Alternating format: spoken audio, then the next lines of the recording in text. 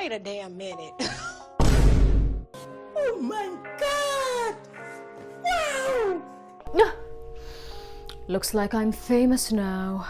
People on the street keep coming up to me and showering me in money and subservience, my only two love languages. On occasion, they ask me to step on them, which I gladly do because I'm a woman of the people. Also, my heels are always filthy. Most of you juicy little viewers discovered me via TikTok. If you are new to this channel or found out about me organically, then welcome.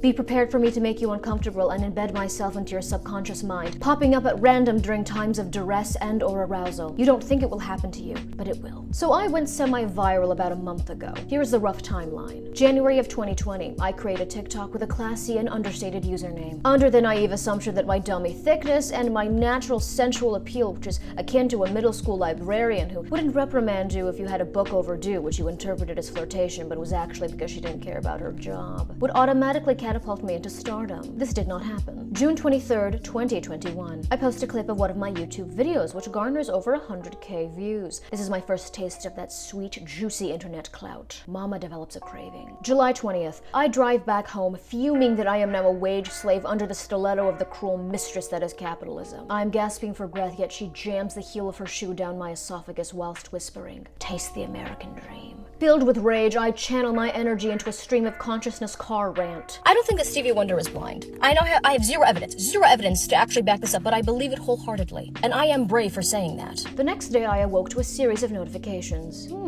I have loyal subjects now. July 21st. I post another video, which begins with me partaking in my favorite pastime, degrading men over 6 feet. Men over 6 feet do not deserve rights. I will not elaborate. This is when the Step On Me mommy crowd, a vital part of my fan base, discovers me. July 22nd. I post the big one. Casually choking on a hot dog in a Costco parking lot when I was approached by a short king, a potential suitor. This man was dressed like a sexually repressed English teacher. He had the essence of an accountant. My favorite flavor of man.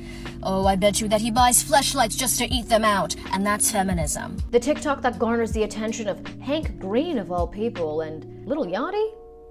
It starts making the rounds on Black Twitter. When the Melanin Caucus gives you the stamp of approval, that's when you know you've made it. Now, throughout all of this, I am sitting in my room thinking, it's about frickin' time. And here I am now, a month later, barely even a real influencer, but with enough arrogance to still speak on the subject of going viral. I am Icarus, flying just a little too close to the sun, but in due time my hubris will drag me back down to the terrestrial plane. Now there are 3 levels to going viral. Top tier virality is usually more long-lasting. You become a meme, cemented in pop culture. Redbubble makes stickers with your catchphrases on it to sell to depressed college students. Mid-tier means that you're recognizable enough for people to stop you at the grocery store and go, "Were you that guy that was twerking in the cemetery to commemorate Memorial Day?" And you say, "Oh my God, yes, girl, I'm a patriot." Then there is bottom tier, where you are recognizable to a niche group of internet dwellers. Maybe you have a Know Your Meme page because one of your stalkers kept harassing the moderators to create one for you. I had assumed that I was on the bottom tier until about 3 weeks ago when I was scurrying to the Costco bathroom for my midday poop/positive affirmation session. A gentleman walked by me and asked, "Are you from TikTok?" To which I responded, "Yes, I'm Charlie D'Amelio." Then I did the renegade dance. He began to cry for some reason. Now here's the kicker. Belonging to any one of these 3 tiers, including the top one, does not guarantee you long-term fame, followers, a dedicated fan base, or, and most importantly, money. You can attain top-tier viral fame and then fade into obscurity just like that, especially in this day and age when going viral really doesn't mean anything anymore. Numerous mouth breathers do it accidentally, especially on TikTok, where, frankly, getting millions of views nowadays isn't even considered that impressive. A single video that does gangbuster numbers does not translate to an online career. But musings of a crouton, wise sage that you are, how does one get famous online in the first place? There's a lot of videos online that are like, how to get followers quick, how to become internet famous. Pregnant Elsa inspired. How did that get in there? The truth of the matter is that there is no secret formula that you can guzzle down and then poof, you automatically have a dedicated fan base that's DMing you to send them pictures of your feet. The only 2 factors that seem to have a positive effect are being engaging and consistent. The first few seconds of a video on any platform make or break it. Internet users have a general attention span and memory that even a goldfish would look at and think, you need to get prescribed something for that. If you don't grab the viewer by the throat, figuratively of course,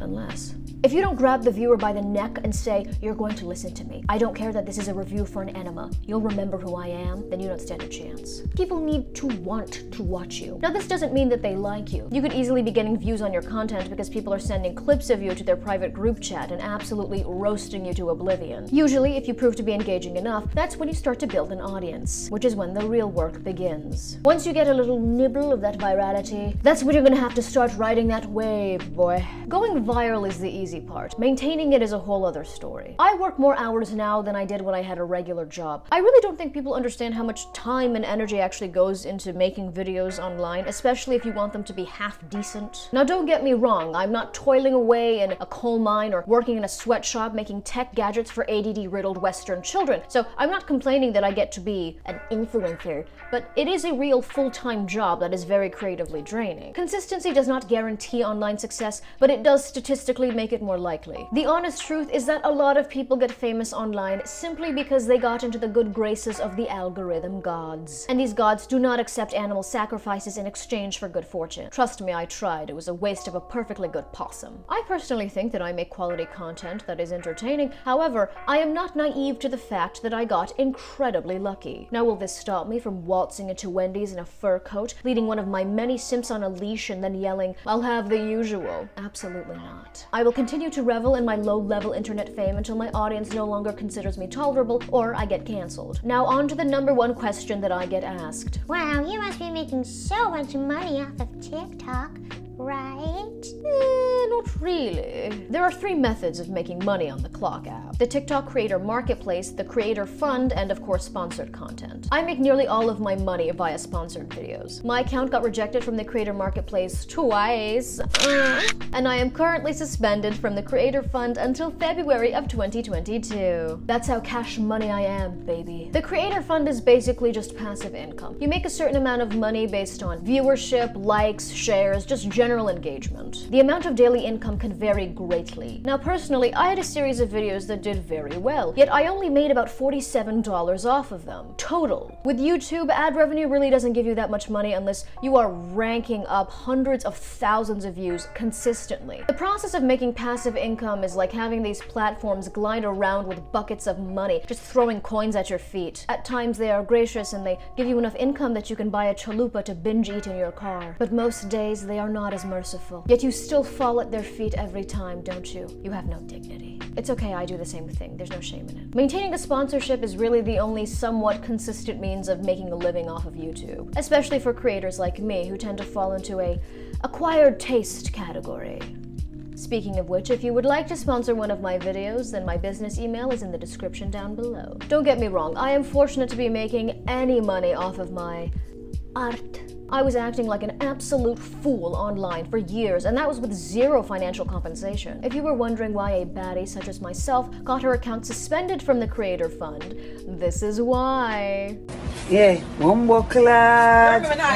One more class. Shakira, cause I want tonight, you know my hips start lying and I'm starting to feel it. Come on. This is something that people do not mention enough when they're talking about making online content. You gotta be real careful with what you post because these platforms will yank your videos down and smack you with one of these so quickly that you will feel like you've been forced to watch Matthew Morrison as the live musical Grinch. Censoring yourself to a degree is just a deal that you're gonna have to make. Made even worse considering that there is absolutely no consistency regarding what these platforms deem inappropriate. I have personally seen the pasty cheeks of minors gyrating in what is clearly explicit content that is still up and fully monetized on both YouTube and TikTok, which is why I always comment, I'm gonna snitch on you to your parents. Do they know, Caitlin, that your boyfriend is impregnating the oxygen molecules in the air? That you're doing a dance that makes it look like you're shaking a turd loose? Yet, I had this video about birds taken down for apparently displaying graphic violence. I've had some of my videos get taken down at random, and I'm talking months after I posted them. I had one of my videos where I said the N-word as a black person, and not even with the hard ER, no. I'm talking a soft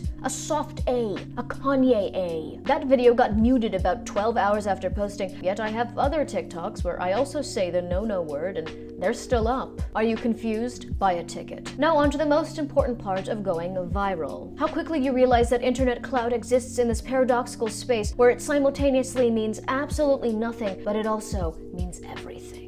My entire means of income and professional career are based on numbers and views and audience engagement. It is a bizarre existence to have one's livelihood dependent on validation from strangers. I'm like a court jester constantly performing for the royals, knowing that the second that they lose interest in my jangly hat or witty fart jokes, that I'm going to be forced to move back in with my parents in suburban Maryland. Death would be preferable. Yet, I am able to make creatively fulfilling content full-time, and now have an audience of mostly degenerates and twinks, but I like these guys, and gosh darn it, do I want to make good content for them. And it's all due to these platforms. It's a debt that I have to the algorithm that I can never pay back. Nor will I. You hear that, AI? If I don't listen to the IRS, what makes you think I'm gonna listen to you? But at the same time, internet clout loses its sparkle within days, nay, hours. The initial excitement of, oh my god, thousands of people watched my video, melts into, oh, only thousands of people watched my video. You morph into a validation junkie, and that first hit,